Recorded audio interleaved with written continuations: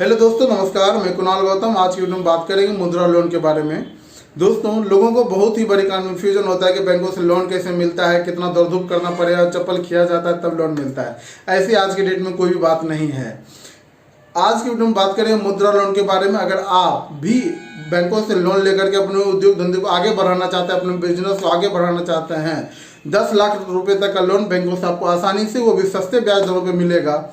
तो वीडियो में हम लोग देखेंगे कि बैंकों से लोन हमें कैसे मिलेगा, कौन कौन सा डॉक्यूमेंट लगता है, किन आधार पर आपको लोन दिया जाता है, कितने तरह का लोन होता है। इन सब बातों को जानने के लिए वीडियो को लास्ट तक देखिएगा, क्योंकि वहाँ पे मैं आपको एक टिप बताऊंगा जिसको अगर आप फॉलो करते हैं तो आपको बैंकों से आसानी से लोन निश्चित मिलेगा।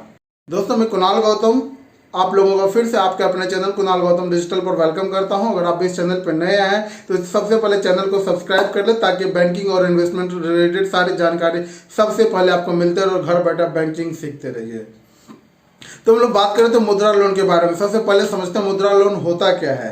देश में बेरोजगारी की समस्या को बढ़ते हुए देखते हुए प्रधानमंत्री ने एक योजना लाया जिसका नाम है प्रधानमंत्री मुद्रा ऋण योजना, जिसके तहत जो भी उद्योग धंधे करने वाले मैन है, जो भी बिजनेसमैन है, चाहे वो छोटा हो या मध्यम हो या बहुत बड़े स्तर पे हो, उन सब के लिए यह लोन के इसमें व्यवधान किया गया, जिसमें 10 लाख रुपए तक का लोन आपको आसान प्रोसेस में मिल सकता है। इसमें कोई भी चार्जेज आपको नहीं देना पड़ेगा, प्रोसेसिंग फी नहीं लगता है पहला, और आपको कोई कोलेट्रल देना नहीं पड़ेगा। कोलेट्रल का बात करूँ तो जैसे अगर आप बैंकों से लोन लेने जाइएगा तो आपको इसमें होता क्या होगा, आपको कोई भी चीज़ वहाँ पे बोले गिरवी रखने के लिए, चाहे जमीन रखना पड़े, कोई लैंड रखना पड़ता है या कोई गोल्ड वगैरह रखना पड़ता है। तो इस लोन में इस तरह के कोई भी अति नहीं है कि आपको कुछ वहाँ रखना पड़ेगा। लोन आपको आसानी से मिलेगा, कोई भी कोलेट्रल नहीं लगता है। तो कोलेट्रल समझ गए।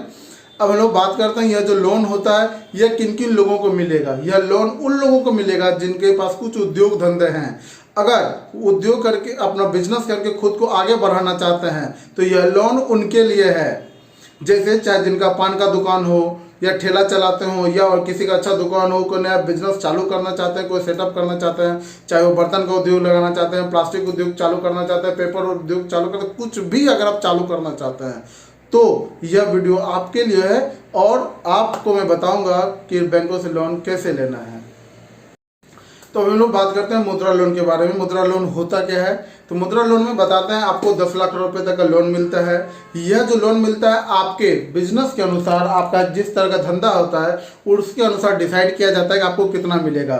जिस तरह का आपका धंधा है उतना लोन आपको डिसाइड किया जाएगा। तो लोन को जो इसमें कैटेगरी वाइज जो बांटा गया, 3 कैटेगरी में इसमें बांटा गया है। सबसे पहला किसमें 0 से लेकर 50,000 रुपये तक का लोन दिया जाता है, जो कि शिशु ऋण होता है। यह लोन उनको दिया जाता है जिसे किन्हीं का पान दुकान हो, कोई ठेला चलाते हैं या कोई रेवड़ी वाला, 50,000 तक में जो भी धंधा चालू किया जा सकता है उनको। इसमें जो ब्याज आपको देना पड़ेगा 10 से 12% ब्याज आपको देना पड़ेगा। अगर इससे थोड़ा आपका बड़ा धंधा है, जैसे कोई दुकान वगैरह है, अच्छा से चल रहा है, आपको थोड़ा सा पूंजी की जरूरत है, तो 50,000 तक से 5 लाख रुपए तक का जो लोन होता है वो आपको किशोर के तहत मिलेगा। जो योजना किशोर ऋण मिलता है, जिसमें आपको ब्याज दर 14 से 16% आपको पे करना पड़ता है। इसके बाद जो आगे होता है, अगर आपका इससे भी अगर बड़ा धंधा है, जैसे कोई आप मशीनरी प्लांट लगा रहे हैं, जैसे अपने बर्तन बनाने का प्लांट लगा तो मशीन वगैरह आपको लाना पड़ेगा, उसका ज़्यादा कॉस्ट पड़ता है। तो उस केस में आपको क्या करना, जैसे 5 लाख से ऊपर का अगर बजट है, मतलब 10 लाख तक का अगर धंधा चालू करते हैं, तो इसमें जो आपको लोन मिलता है वो है तरुण लोन आपको मिलेगा। इसका जो ब्याज आपको मिलता है वो 16 से 17% के लगभग आपका चलता है। और ये जो ब्याज होता है उसके बारे में इंपॉर्टेंट मैं बात बता दूं कि यह कोई फिक्स नहीं कि आपका इतना ही करे, ये आगे पीछे वेरी भी होता है। अगर आपका क्रेडिट स्कोर अगर अच्छा होगा, आपका अच्छा ट्रांजेक्शन होगा, तो यह जो रेट ऑफ इंटरेस्ट है ये आपके लिए कम भी हो सकता है। तो दोस्तों, हमेशा इस बात को दिमाग में रखिएगा, क्योंकि लोन लेने का मतलब पैसा खपत करना ही नहीं होता। लोन लेने का मतलब है उस पैसे से अपने धंधे को आगे बढ़ाना होता है। अगर आप पैसे को यूज करके अगर आप आगे बढ़ते हैं तो आपके लिए सारा बैंकों का द्वार खुला हुआ है और आप अपने धंधे को आगे बढ़ा सकते हैं। लोगों के मन में होता है कि मुझे बैंक से लोन अगर मिलता है तो मैं पैसा लेके चपत गोल हो जाऊंगा, मैं बिजनेस नहीं करूंगा। तो उस केस में होता है कि अगर बैंकों का नुकसान अगर होता है तो बैंक का नुकसान मतलब आपका नुकसान, कल के डेट में आपको लोन मिलेगा नहीं। और आपका नुकसान, बैंक का नुकसान मतलब पूरा इकोनॉमी का नुकसान और मतलब देश का नुकसान, और इसका असर आप पे पड़ेगा। क्योंकि जब महंगाई बढ़ती है तो आपको पता है पेट्रोल कितने में मिलता है। तो ये माइंडसेट के साथ लोन ले कि मुझे जो भी लोन मिल रहा है उसको मैं अच्छी तरह चलाऊंगा। तो अब हम लोग बात करते हैं लोन लेने के लिए कौन कौन सा पॉइंट होता है, आपका जो पात्रता बोलते हैं या एलिजिबिलिटी समझिए कि कैसे आपको लोन मिलता है। सबसे पहला पॉइंट जो है, आप भारत के नागरिक होना चाहिए। दूसरा, आपका एज जो है वो 18 से लेकर 65 साल होना चाहिए, जब आप में जोश रहे अपने धंधे को आगे बढ़ाने का। तीसरा पॉइंट, आपका बैंकों से लेन देन आपका अच्छा होना चाहिए। चौथा पॉइंट कि आपके पास कोई न कोई धंधा होना चाहिए जिसके बेसिस पर आपको लोन मिलेगा धंधे को आगे बढ़ाने के लिए, आप धंधे को आगे बढ़ा सकते हैं। अब एलिजिबिलिटी की बात हम लोग बात करते हैं डॉक्यूमेंट का, इसमें कौन कौन सा डॉक्यूमेंट लगता है। तो डॉक्यूमेंट की हम लोग बात करते हैं कि लोन लेने के लिए आपको क्या सब चाहिए। सबसे पहले आपके पास पैन कार्ड चाहिए, आधार कार्ड चाहिए, रेसिडेंस प्रूफ चाहिए, 2 फोटो चाहिए, बस इतना काफ़ी है लोन लेने के लिए। और अगर आपका बिजनेस अच्छा चल रहा है, 3 महीने का बैंकों का आपको स्टेटमेंट देना पड़े जिसके तहत आपको लोन मिल जाएगा बैंकों से।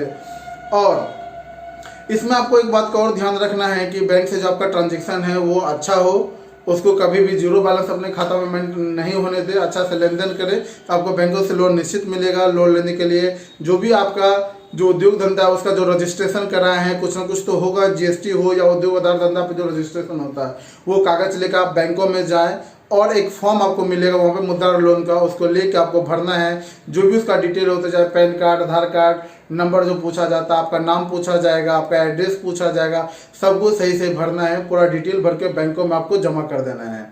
जमा करने के 30 दिनों के भीतर आपको बैंकों से कॉल आएगा और आपका जैसा ट्रांजेक्शन है उस बेसिस पर आपको लोन देगा। क्योंकि अब जो समय आ गया दोस्तों, बैंक आपको बुला के लोन देगा अगर आप लेने के लिए हैं। और सही बिजनेसमैन को मैं एक सलाह भी देना चाहूँगा कि अगर आपका कोई ट्रांजेक्शन अच्छा बिजनेस कर रहे हैं तो आप कुछ ना कुछ ITR भरिए। लोगों के मन में एक फियर होता है कि ITR मतलब क्या होता है कि अरे सरकार टैक्स काट लेगा, ऐसे कोई बात नहीं दोस्तों। अगर आप बिजनेस कर रहे हैं तो कुछ ITR भरिए, जिससे कि कागज पे आप स्ट्रॉन्ग रहिए तो कल के डेट में आपको कुछ लोन मिल सकता है। नहीं तो अगर बैंक लोन देना भी चाहते हैं तो आपका डॉक्यूमेंट नहीं तो लोन नहीं मिल पाता है। बात करते हैं ये जो हम लोग चर्चा करते हैं वो इम्पोर्टेंट टिप का, क्योंकि वीडियो लास्ट तक पहुंच गया और आपने यहाँ तक देखा, इसके लिए आपका बहुत बहुत धन्यवाद। और अगर आप चैनल पे आए तो सब्सक्राइब भी कर लीजिएगा क्योंकि इस तरह का वीडियो आपको मिलता रहेगा। तो अभी हम लोग चर्चा तो वो इम्पोर्टेंट टिप क्या है। सबसे पहला टिप क्या है, आप बैंकों में अगर अच्छा ट्रांजेक्शन करते हो सेविंग खाते में ना करें।